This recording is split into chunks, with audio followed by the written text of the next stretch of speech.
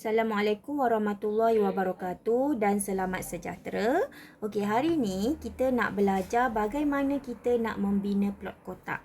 Okey, sebenarnya plot kotak ni kamu dah belajar juga semasa kamu tingkatan 4. Bagi data tak terkumpul. Okey, hari ni cikgu nak ajar kamu membina plot kotak bagi suatu set data terkumpul lah. Okey, so kita tengok semula apa yang kita dah belajar sebelum ni. Okey, nak bina plot kotak ni akan menggunakan 5 nilai. Okey, menggunakan 5 nilai. Nilai apa yang kita akan guna tu ialah yang pertama ialah nilai minimum. Yang pertama ialah nilai minimum. Okey, yang kedua ialah kuartil pertama ataupun kita biasa tulis sebagai Q1. Okey, kemudian median, okey, ataupun boleh kita tulis sebagai Q2.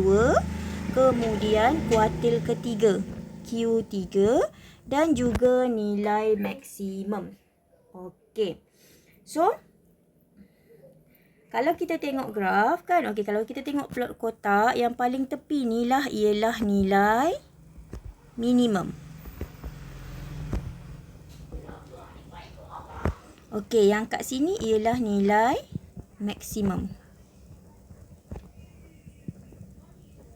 Okey, kat sini ialah Q1, okey, kat tengah-tengah tu ialah Q2 dan yang seterusnya ialah Q3 lah. Okey, lepas tu kan, kita tengok taburan pula. Okey, taburan ni kalau dia balance kiri dan kanan dipanggil sebagai taburan simetri. Kalau kita tengok ini yang pertama ni dipanggil sebagai taburan simetri. Okey, yang kedua pula kita tengok dia punya kotak tu besar di sebelah kiri. So ini dipanggil sebagai taburan pencong kiri. Okey. Jadi yang sini pula kita tengok kotak dia ni besar kat sebelah kanan. Yang ketiga ni kan. So ini dipanggil sebagai pencong kanan. Okey, kalau dia balance kiri dan kanan tetapi yang bezanya ialah sungut dia. Oh, lupa nak cakap. Sungut ni dia punya ni sungut. Lupa nak cakap. Okey. So kalau sungut, contoh dia balance kiri dan kanan, cuma sungut je tak sama panjang. Jadi kita akan tengok sungutnya. Kalau dia panjang ke kanan, maka dia akan pencong kanan. Kalau dia panjang ke kiri, dia akan pencong kiri. Okey, kita tengok buku teks. Kamu boleh tengok buku teks kamu untuk contoh 11. Contoh 11 ni ada pada muka surat 214 kalau kamu nak rujuk. Okey, so dia kata ogif di sebelah menunjukkan jisim dalam gram bagi 90 biji belimbing yang dicatatkan. Bina satu plot kotak berdasarkan ogif tersebut. Okey, so nak bina ogif kita mesti ada berapa nilai tadi cikgu kata? Mesti ada 5 nilai. Okey, nilai minimum. Okey, nilai minimum kita tengok pada graf 80 lah. Okey, kemudian yang kedua kita kena ada Q1 kuartil pertama, Q2 median dan juga Q3. So ini nombor 3, nombor 4, nombor 5 kita kena ada nilai maksimum.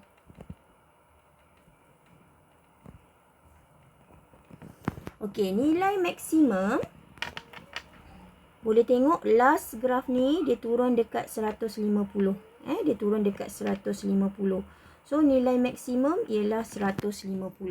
Jadi kamu nak cari Q1, Q2 kan? Okey, sebelum ni cikgu dah ajar dah macam mana nak cari Q1, Q2 semua kan? Okey, biasanya cikgu kata okey, kalau kuartil kamu bahagi kepada data itu 90 ni bahagi kepada 4.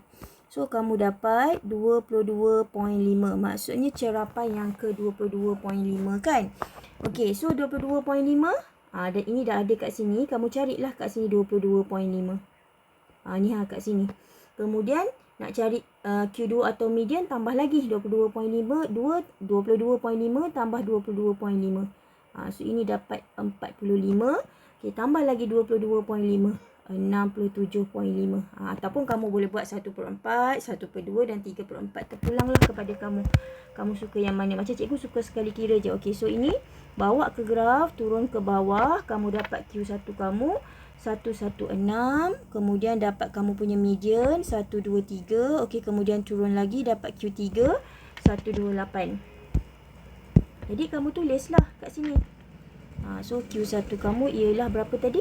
116, kemudian 123. Okey, Q3 kamu ialah 128. Okey, daripada situ kamu akan bina plot kotak yang nilai minimumnya ialah 80, nilai maksimumnya ialah 150. Okey, cikgu start kat sinilah.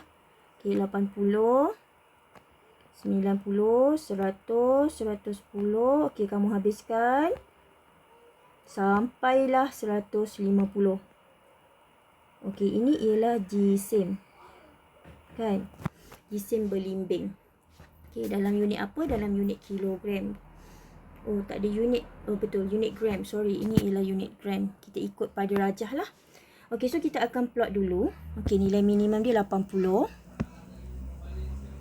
Okey, kemudian Q1 dia 116. Okey, kat sini 116.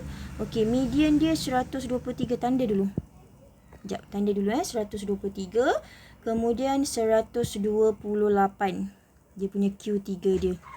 Okey, kemudian nilai maksimum dia ialah 150. Okey, dotted kan. Okey, kemudian kamu akan binalah kamu punya plot kotak kamu. Bina plot kotak. Okey, ni median tadi 123. Okey, kemudian dia punya Q3 ni kat sini tadi. Saya ingat pula kan. Okey, jap cikgu buat balik. Okey, ni 123. Sorry, 128. Kemudian 116.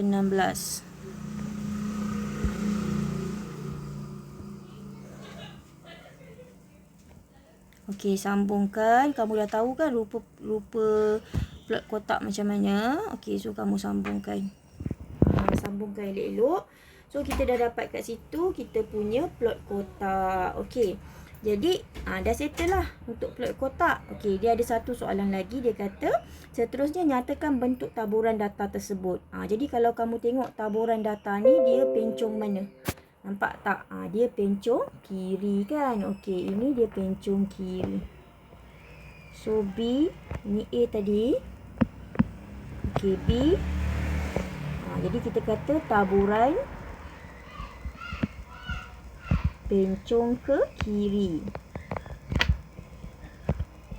Okey, kenapa pencong ke kiri? Sebab plot kotak di bahagian kiri plot kotaknya adalah lebih besar. Jadi kamu boleh terangkan dekat situ. Okey, kita tengok satu latihan.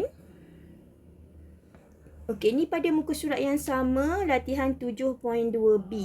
Pada muka surat yang sama, latihan 7.2B. Okey, dia kata ogive di sebelah. Okey, di bawah lah sebab cikgu dah letak kat bawah. So, di bawah lah menunjukkan bilangan unit tenaga yang digunakan oleh 80 isi rumah dalam 1 bulan.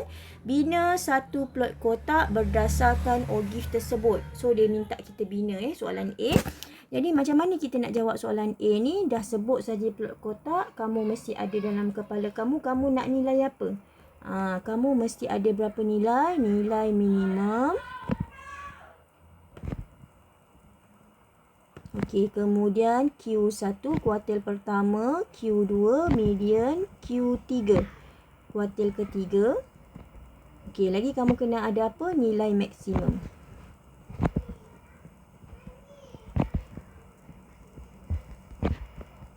Okey, selepas kamu ada ni, kamu akan tengoklah nilai minimum pada graf ni ialah 50.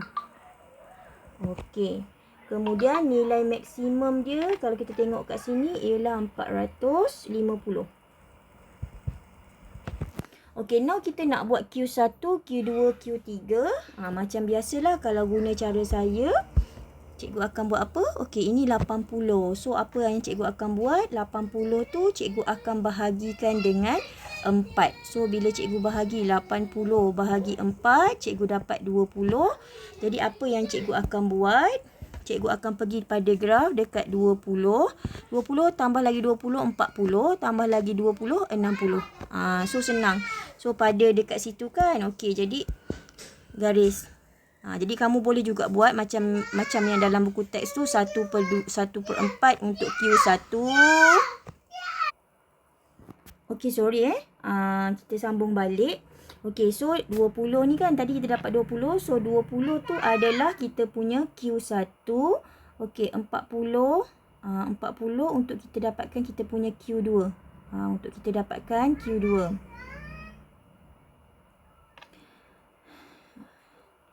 Okey, kemudian Q3 kita pada 60.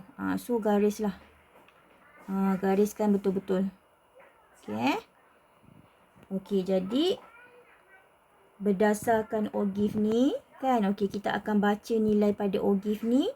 Q1 dapat pada 100, 150, 60, 170. 170. Kamu tengok lebih tepatlah dekat situ. Sebab kat sini cikgu punya ni kecil kan.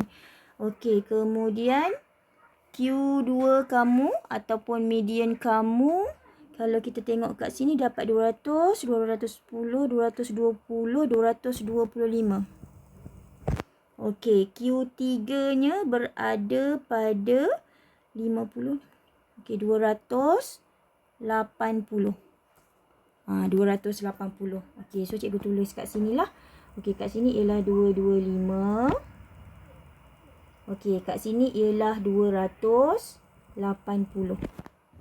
Okey, so bila kita dah ada nilai tu, kita dah tahu dah. Okey, kita nak tengok nilai minimum kita 50, nilai maksimum kita ialah 450. Okey, jadi kita binalah menggunakan skala yang sesuai. Okey, sekarang ni cikgu bina guna skala 50 lah. Okey, 50 untuk 2 cm. Okey, 50, 100. Okey, 150. Muat tak ni agak? Rasanya muat. Okey, 200. Okey, 250. 300. 350, 400, okey, 450. Okey, ini ialah unit tenaga. Ini ialah unit tenaga yang digunakan. Ataupun tenaga elektrik lah. Tenaga elektrik. Okey. Lepas tu unit tenaga elektrik. Okey, lepas tu so kita akan binalah kita punya plot kotak. Plot kotak kita nilai minimum kita 50. Okey, lepas tu 170. Kita punya Q1 kita ialah 170.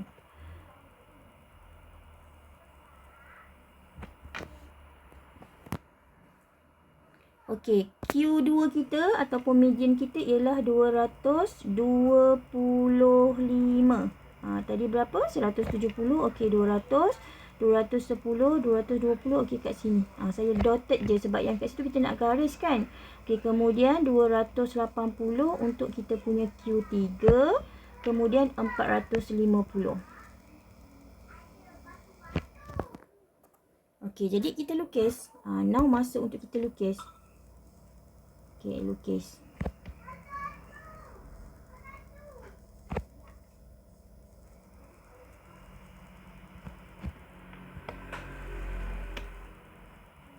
Nampak tak ya? Harapnya nampak lah ke cikgu kena tukar. Cikgu kena tukar colour lain nak bagi kamu lebih nampak. Sekejap saya tukarkan colour dia. Dan saya bagi dia terang sikit. Okay, saya buat lagi sekali lah. Okey, kat situ.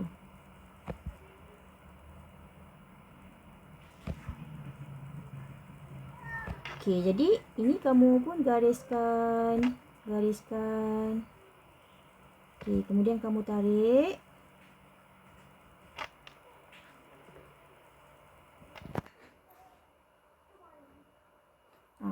Ada sengit sikit kan dekat situ cikgu garis. Okey. Sekejap cikgu betulkan dulu.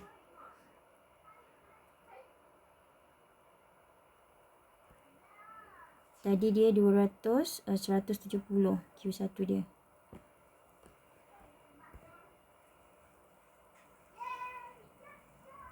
Okey. Dah. So, kita dah dapat kita punya plot kotak. Dah dapat kita punya plot kotak. Okey, soalan B dia kata seterusnya nyatakan bentuk taburan bagi data tersebut. Okey, kita tengok data ni dia sedikit pencong ke kanan. Walaupun kamu rasa macam nampak macam sama kan? Nampak macam sama besar kan? Tapi kalau kamu perhatikan betul-betul, dia adalah sedikit pencong ke kanan. Cikgu minta maaf lah kalau ada bising sikit anak-anak cikgu. Okey. So dia ada sedikit pencong ke kanan. Sebab kalau kamu tengok dia punya sungut tu belah kanan dia lebih panjang. So jawapan kita untuk soalan B ni ialah dia adalah taburan yang sedikit pencong ke kanan.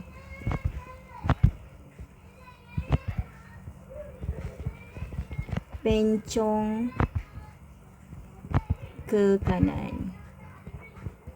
Jadi kalau kat sini kamu tengok tak susah untuk kita membina plot, kotak. Senang saja. Jadi cikgu harap kamu boleh buat latihan di rumah. Okey, terima kasih.